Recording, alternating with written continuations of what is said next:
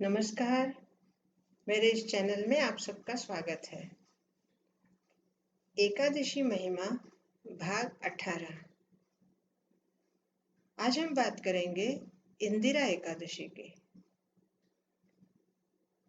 अनंत चतुर्दशी के बाद जब पितृपक्ष शुरू हो जाता है, 15 दिन का जो श्राद्ध के लिए दिन नियुक्त है, उन 15 दिनों में जो एकादशी आती है उसे इंदिरा एकादशी कहते हैं।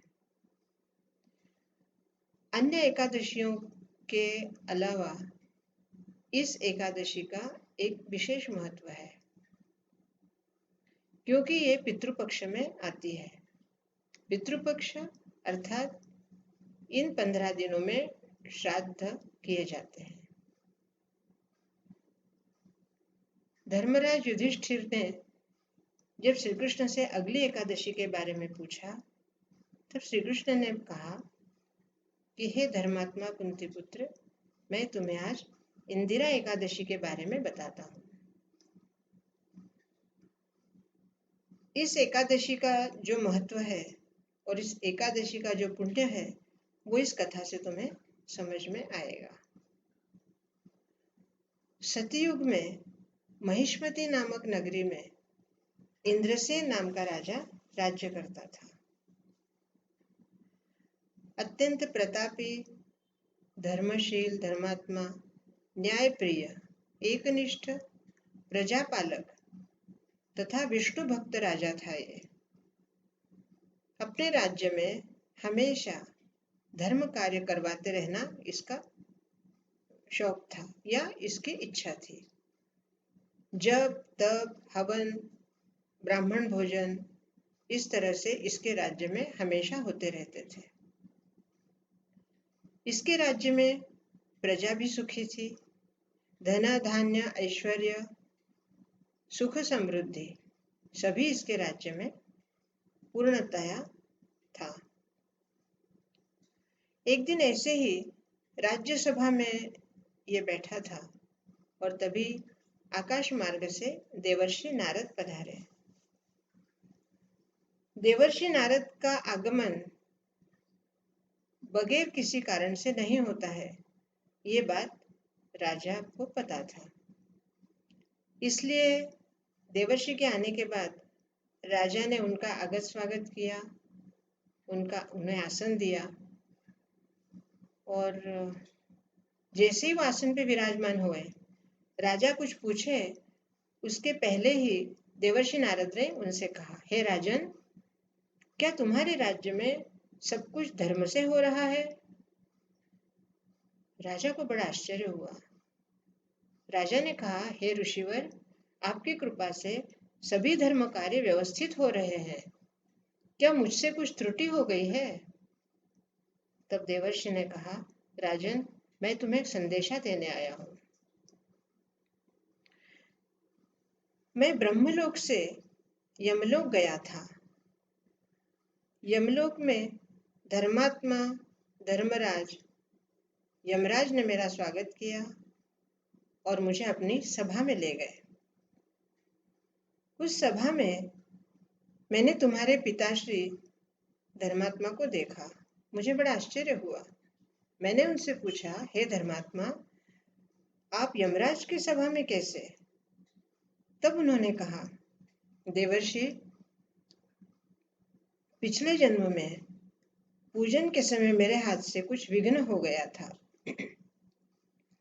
और उस विघ्न की वजह से मुझे स्वर्ग प्राप्ति नहीं हुई, इसलिए मैं यहाँ धर्मराज की सभा में हूँ। आप मेरा ये संदेशा मेरे पुत्र को दीजिए कि वो इंदिरा एकादशी का व्रत करके मुझे अर्पण करे, तो मैं स्वर्गलोक जा सकता हूँ। हे राजन, मैं तुम्हें यही संदेशा देने आया हूँ कि अभी तुम्हारे पिताश्री को मुक्ति नहीं मिली है। तब राजा ने कहा, देवर्षि, कृपया आप मुझे बताइए, इंदिरा एकादशी का व्रत कैसे किया जाता है? तब नारद ने कहा, राजन, अन्य एकादशियों के और इस एकादशी में थोड़ा फर्क है। ये एकादशी का व्रत दशमी से शुरू होता है और 2 दिन का व्रत होता है, इसलिए तुम इसे ध्यानपूर्वक सुनो। दशमी को सुबह नहा स्नान आदि करके निवृत्त होकर और पूर्वजों का श्राद्ध करें। श्राद्ध करने के बाद दिन भर उपवास करें। शाम को एक ही समय भोजन करें और भोजन करने के पहले श्राद्ध का जो ब्राह्मणों को खाना खिलाया है उससे बचा हुआ खाना ही स्वयं खाएं। दूसरे दिन सुबह एकादशी के दिन स्नानादि से निवृत्त होकर और भगवान शालिग्राम की स्थापना करें और शालिग्राम की स्थापना करके संकल्प ले कि हे पुंडरीकाक्ष, मैं ये व्रत लेता हूँ और आज के दिन सभी भोगों का त्याग करके मैं एकादशी का व्रत पूर्ण विधि पूर्वक करूँगा। और इस तरह व्रत का संकल्प लेकर ब्राह्मणों से पूर्वजों का फिर से श्राद्ध करें। श्राद्ध करने के बाद फलों से ही ब्राह्मणों को भोजन कराए। ब्राह्मणों का भोजन होने के बाद जो फल बचेंगे उन्हें सूंघ कर और वही सारे फल गौ माता को खिला दें। धूप, दीप, गंध, अक्षत, फूल ये सब शालिग्राम को अर्पण करें और उसके बाद शाम को भजन कीर्तन करके रात भर जागरण करें और द्वादशी के दिन अपना पुण्य अपने पूर्वजों को दे। इस तरह करने के बाद राजा ने उसी प्रकार सारा विधि विधान से व्रत किया और अपने पुण्य को अपने पूर्वजों को दिया। जब पूर्वजों को व्रत का पुण्य दिया उसके बाद उसके पूर्वजों को मोक्ष हुआ। दोस्तों, अन्य कहानियों की तरह ये कहानी भी हमें कुछ संदेश देती है, लेकिन इस कहानी का कुछ विशेष तात्पर्य है। दोस्तों, उस समय सतयुग था और द्वापर युग, त्रेता युग, इन तीनों ही युगों में नारद जी का आवागमन चलता था। लेकिन कलयुग में देवर्षि नारद हमारे सामने नहीं आते हैं। इसलिए आज हमें ये पता नहीं चलता है कि हमारे हाथ से क्या हुआ है, कितना अपराध हुआ है, या हमारे पूर्वज मोक्ष प्राप्त हुए हैं या नहीं हुए हैं। आज के कलयुग में हमें पता चलना बहुत मुश्किल है। इसलिए ये कहानी हमें ये संदेशा देती है कि हमारे कर्म में अगर हमारे हाथ से कोई अपराध हुआ है तो उस अपराध को भगवान के सामने स्वीकार कर ले और अपने जीते जी उस अपराध का प्रायश्चित्त कर ले। क्योंकि अगर हमने कुछ अपराध किया है और उस अपराध को हम स्वीकार ना करते हुए अगर हमारी मृत्यु हो जाती है तो आज इस कलयुग में कोई भी देवर्षि नारद आपके पुत्रों को कहने नहीं आएंगे कि आपके माताजी या आपके पिताश्री का या आपके पूर्वजों का मोक्ष नहीं हुआ है। आज के युग में हम लोग ये नहीं समझ पाएंगे कि हमारे पूर्वजों का मोक्ष हुआ है या नहीं हुआ है। इसलिए 2 बातें ये कहानी हमें बताती है कि एक तो इंदिरा एकादशी का व्रत अवश्य करें और अपने पूर्वजों को अपना पुण्य अर्पित करें।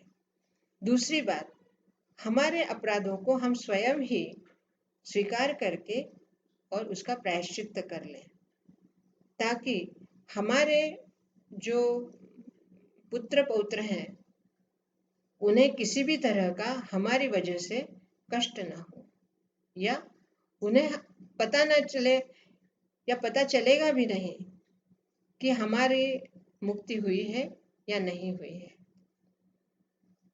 इसलिए इस एकादशी के लिए मैं अपनी तरफ से भी आप सबसे यही विनती करती हूँ कि अगर आपके हाथ से किसी भी तरह का कोई अपराध या कोई भूल हो गई हो तो उसे भगवान के समक्ष स्वीकार कर लें और उसका प्रायश्चित्त अवश्य कर लें।